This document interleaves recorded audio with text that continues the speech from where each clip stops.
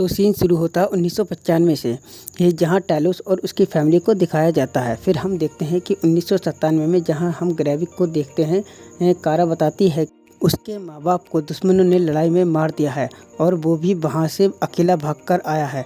वो भी अकेले स्पेसशिप को चलाकर।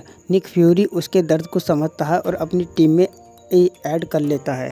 कुछ देर बाद टैलोस वहाँ पर खड़े होकर बोलता है कि मुझे इस इंसान पर भरोसा है जो निक फ्यूरी है, ये हमें घर दिलाने में मदद करेगा। फिर निक फ्यूरी बोलता है कि हमारे अर्थ पर एक खतरा मंडरा रहा है, मुझे लगता है कि स्कल्स और इंसान मिलकर साथ रह सकते हैं।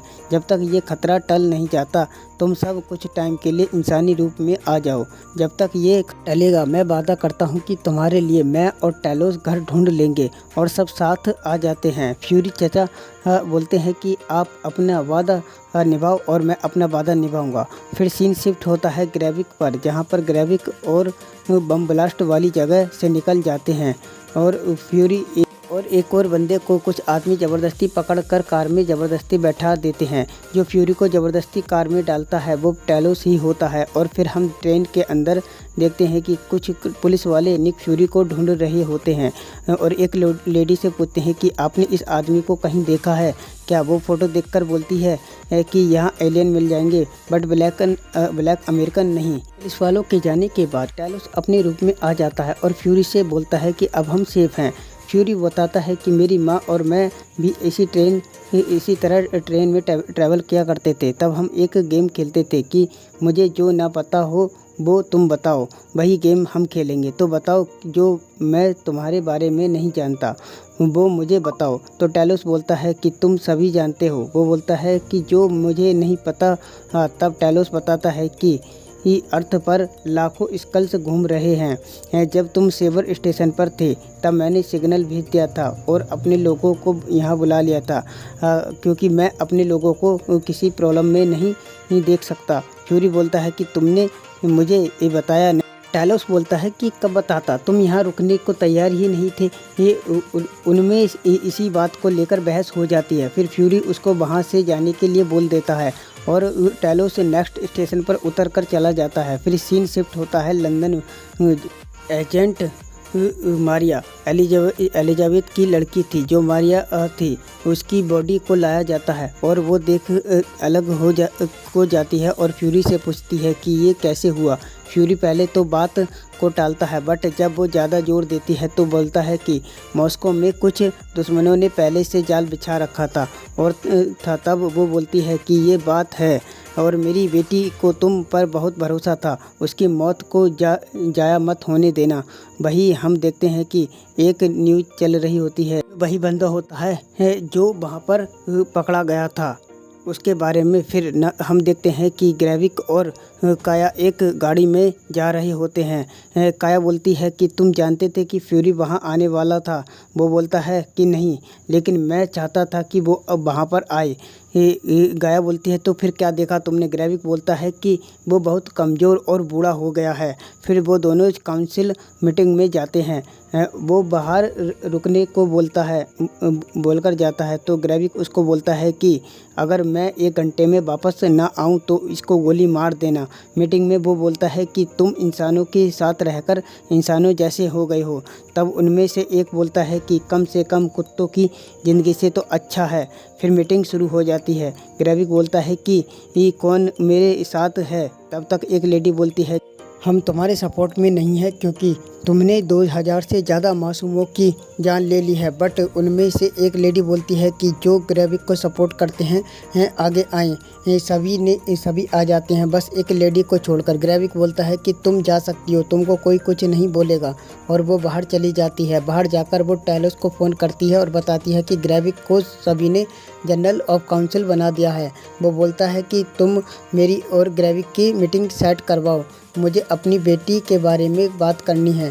फिर ग्रेविक स्कल्स की बस्ती में जाता है और वहाँ सब खुश हो रहे होते हैं, पार्टी वगैरह चल रही है। एक बंदे के पीछे जाती है। वो एक मशीन देखती है जिसको कोई ही बना रहा होता है। फिर सीन शिफ्ट होता है। हम देखते हैं कि एक इंटरनेशनल मीटिंग हो रही होती है जहाँ पर रोडी होता है। उससे सवाल किए जा रहे थे कि 2 अमेरिकन मॉस्को में थे जिस दिन बॉम्ब ब्लास्ट हुआ था। और वो बोलता है कि ये सब अफवाह है, जब तक कोई प्रूफ नहीं मिलेगा हम नहीं मानेंगे।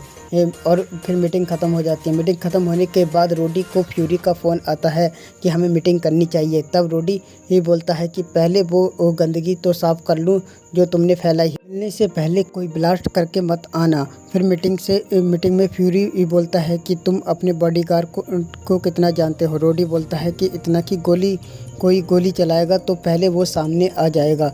रोडी बोलता है कि तुमने ये सवाल क्यों किया। तो फ्यूरी बोलता है कि ये इस कल से भी हो सकता है। रोडी चुप हो जाता है। फ्यूरी बोलता है कि तुम कब से स्कल्स के बारे में जानते हो। तो वो बताता है कि 15 साल पहले एक मिशन में बताया था। फ्यूरी बताता है कि वो अब इस अर्थ पर ही हैं। रोडी बोलता है कि ये नामुमकिन है, मैं मानता ही नहीं। फ्यूरी बोलता है कि वो हम सबके बीच में रह रहे हैं। रोडी बोलता है तो हमें अपने बंदों को बुला लेना चाहिए।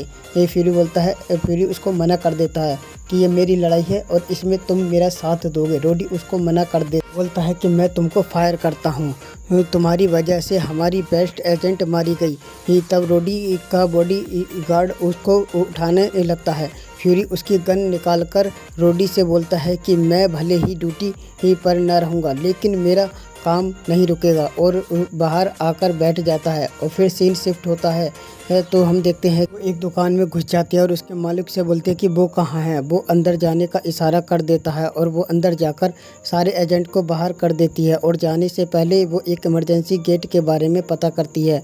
एजेंट के जाने के बाद वो उस आदमी से बोलती है कि तुम प्यार से बताओगे या मेहनत करवाओगे। तो वो बोलता है कि जब मैंने इतनी टॉर्चर होने पर भी नहीं बताया तो तुमको कैसे बता दूंगा। सोनिया उसके एक उंगली काट देती है। तभी हम देखते हैं कि ये काया एक कंप्यूटर में कुछ छानबीन कर रही होती है। तभी ये ग्रेविक आ जाता है। वो उससे बोलती है कि मैं नए बंदों को देख रही हूँ कि ये काम कैसा चल रहा है। फिर ग्रेविक बोलता है कि मुझे याद है कि जब तुम पहली बार हमारे पास आई थी तो मुझे लगा कि हमारे हारे हुए जनरल की बेटी है, बट मुझे बाद में पता लगा कि वो तो डरपोक था। फिर ग्रेविक बोलता है कि हमें अपने बंदे की लोकेशन मिल गई है, चलो उसको लेकर आते हैं। फिर हम सोनिया को देख रहे होते हैं कि वो उस बंदे को टॉर्चर कर रही होती है। वो एक इंजेक्शन लगाती है जिससे ये खून 160 डिग्री खोलने लगता है। उसके बाद वो उससे सवाल पूछती है। वो खून खोलने पर तड़पने लगता है और वो सब कुछ बता देता है कि एक डॉक्टर कपल है जो हमारी हेल्प कर रहा है। फिर हम देखते हैं कि ग्रेविक वहाँ पहुँच जाता है और ग्रेविक सारे एजेंट को मार कर अपने बंदे तक पहुँच जाता है और उससे पूछता है कि तुमने उन्हें कुछ तो नहीं बताया था। वो बोलता है कि मैंने कुछ नहीं बताया है। उसको अपनी गाड़ी में बैठा कर ले जाता है और उसे एक सुनसान जगह पर ले जाकर उसको गोली मरवा देता है। तभी हम देखते हैं कि फ्यूरी एक गोडाउन में जाता है और एक गाड़ी निकालकर उस गाड़ी से अपने घर पहुंच जाता है और वहां पर एक लेडी स्कल खाना बना रही होती है। जब वो अंदर जाता है तो वो बोलती है कि तुम शायद कुछ भूल गए हो, और फिर वो एक रिंग पहन लेता है और किस करने लगता है। और इसी के साथ ये एपिसोड ख़त्म हो जाता है। Thanks for watching. ऐसी ही एक्सप्लेनेशन देखने के लिए चैनल को सब्सक्राइब करें।